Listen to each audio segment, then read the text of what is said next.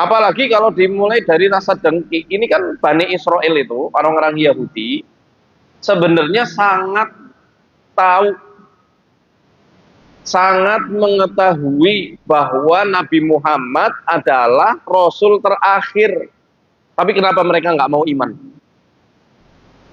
Dan mereka yakin loh, tapi nggak mau ngimani. Kalau mereka nggak yakin, nggak mungkin nanam pohon gorkot. Israel kan selalu udah nanam pohon gorkot. Gue ngapa jajal? Kalau mereka nggak ngimani, kalau mereka nggak meyakini hari akhir, nggak meyakini atau apa ya istilahnya, nggak mewaspadai apa yang disabdakan Nabi terhadap huru hara akhir zaman, ngapain mereka mempersiapkan diri sebegitu hebatnya? Kira-kira apa yang menyebabkan mereka nggak mau Islam, nggak mau ngimani? Dengki. Karena Nabi Muhammad bukan dari keturunannya Ishak, tapi dari keturunannya Nabi Ismail alaihissalam. Dari orang Arab, lagi orang Arab zaman dulu itu kan bagi orang-orang Yahudi, orang-orang Israel, orang-orang ya bangsa-bangsa terdahulu itu dibilangnya ya orang gurun, orang yang terbelakang itu. Makanya Romawi juga kadang enggak terlalu punya hasrat untuk menjajah Makkah ya, karena memang jauh dari yang namanya apa? Sungai, mata air dan lain sebagainya. Tandus. Makanya mereka dengki, loh kok enggak dari Bani Israel lagi ini penutup Nabi, tapi dari apa? Bangsa Arab, turunnya Ismail. Nah, makanya dari kesombongan dan kedengkian itulah yang sering menjadikan seorang manusia itu terhalang dari banyaknya kebaikan-kebaikan serta potensi-potensi yang bisa menyebabkannya dia menjadi mulia gara-gara sombong dan dengki. Iblis kan itu ya, pertama sombong, menyombongkan asal muasalnya. Aku dari api, kok suruh ngormatin orang yang makhluk yang diciptakan dari tanah liat. At-toin itu artinya tanah yang becek. Kalau hujan itu mas-mas lihat ada belet, nah dari situlah dulu Nabi Adam alaihissalam, kita semua itu diciptakan dari tanah yang becek. Makanya dia sombong terhadap asal muasal kejadiannya. Aku dari api menyala-nyala, kok suruh hormat ke orang yang baru diciptakan dari tanah liat lagi, yang lembek, banyak bolongannya lagi. Di hadis riwayat Muslim kan kayak gitu, saking dengkinya iblis ngelihat ada makhluk baru yang kok ini kayaknya makhluk punya potensi dapat kemuliaan banyak sekali, wong bentuknya begitu indah. Dia itu sampai mengelilingi berkali-kali, muter-muter, itu ada di Sahih Muslim itu. Ternyata dia mendapati, oh ini makhluk banyak sekali lubangnya, banyak ajwaf. Ajwaf itu jamak dari jauf. Jauf itu rongga. Rongga baca mata. Ada ini ya, bolong kan. Telinga 2, hidung ada rongganya, mulut dan kubulain, kemaluan dan dubur. Kemudian dia mengatakan, innahu khalaqa khalqan lam yatahammal. Oh, ternyata Allah baru saja menciptakan makhluk yang tidak bisa menahan diri. Jadi mereka pinter, cerdas, jenius, paham anatomi tubuh kita, paham. Wong Adam belum ditiupkan ruh aja dia udah hafal. Wah, ini nggak bakal tahan ini. Golongan bawah dia bakal kepincut yang namanya syahwat. Golongan atas dia juga bisa kepincut yang namanya subhat dan juga syahwat. Ngerti? Makanya bolongan-bolongan itu semuanya disuruh benar-benar kita jaga. Dan di antara cara menjaganya syariat ya, syariat yang mengajarkan supaya manusia menjaga seluruh rongga-rongga itu adalah dengan berpuasa. Maka saat kita berpuasa, setan-setan itu terbelenggu. Karena apa? Pada hakikatnya dia nggak bisa atau kesusahan untuk menggoda manusia memuaskan seluruh rongga-rongga di tubuhnya. Ya, nggak usah yang sampai tahap maksiat deh, yang makruh aja. Itu aja mereka senang banget. Apa contohnya? Nguap. At-tatha'ubu minasyaiton.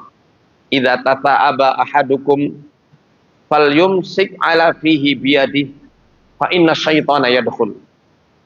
Nguap itu aktivitasnya setan. Dia dari setan asalnya. Kalau kalian menguap, tutup mulut kalian dengan tangan. Kalau nggak ditutup, dibiarkan terbuka, maka setan akan masuk. Kalau riwayat Bukhari, at-tata'ubu minasyaiton, idza tata'aba ahadukum, ya. Kalau salah seorang di antara kalian itu nguap, hendaklah falyaruddahu mastata'a. Hendaknya dia menahannya semampu dia. Fa inna ahadakum idza qalaha dhahika syaitan. Kalau sampai nguap, setan tertawa terbahak-bahak. Dijauh di sini rongga mulut gitu. Tawa.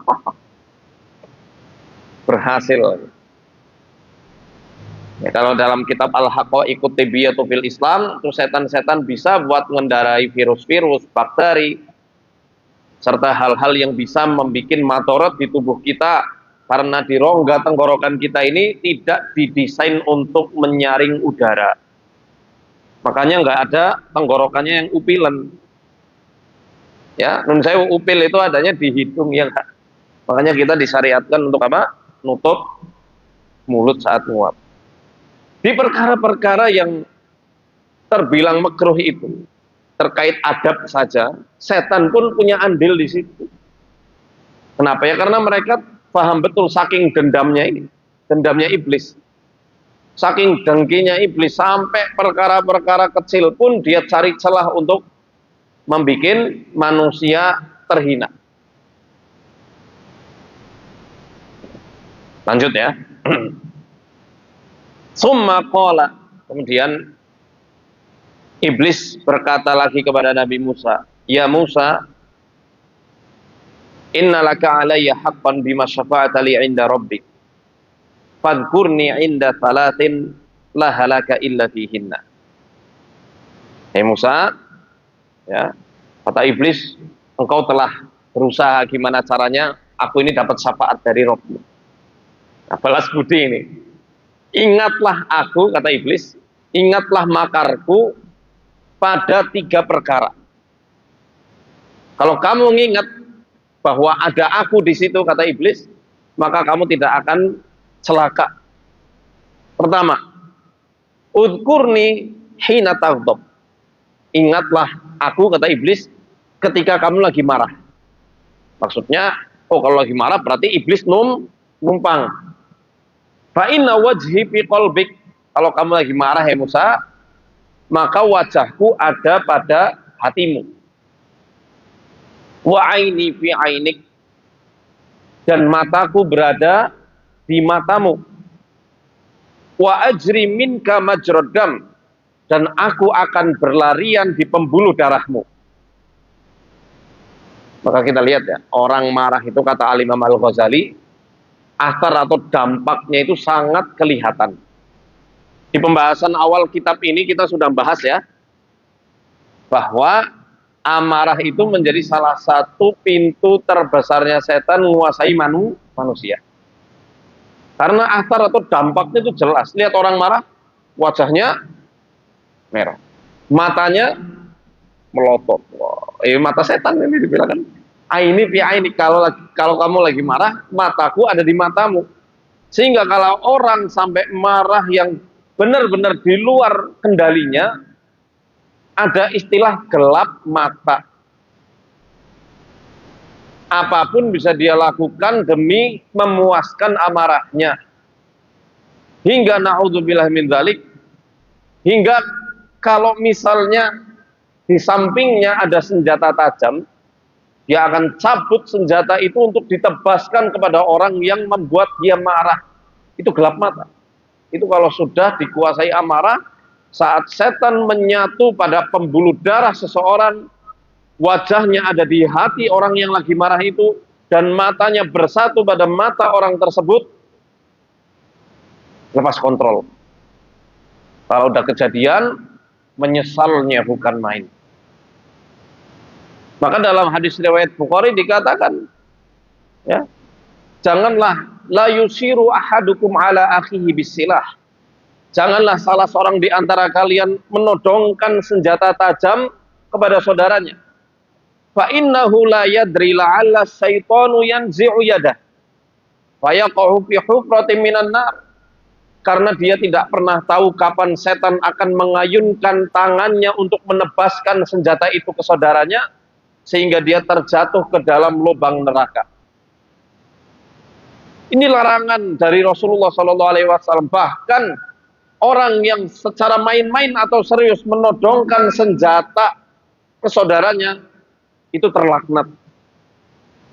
Gak boleh. Jadi jangan pose-pose main-main kayak begini ya. Senjata tajam haram.